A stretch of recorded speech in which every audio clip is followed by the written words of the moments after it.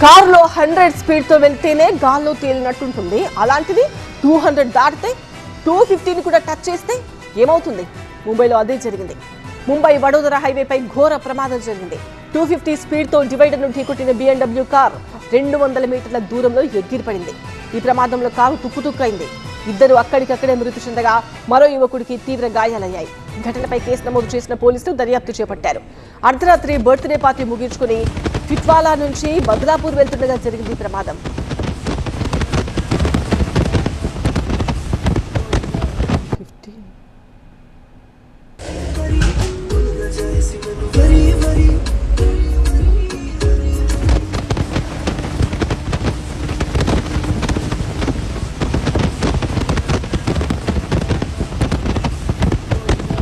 కారులో 100 స్పీడ్ లో వెళ్తేనే గాల్లో తేలినట్టుగా ఉంటుంది. చాలా భయంగా ప్రయాణం చేయాల్సి ఉంటుంది. అలాంటిది 200 దాటితే, అది కూడా 250ని టచ్ చేస్తే ఏమవుతుంది?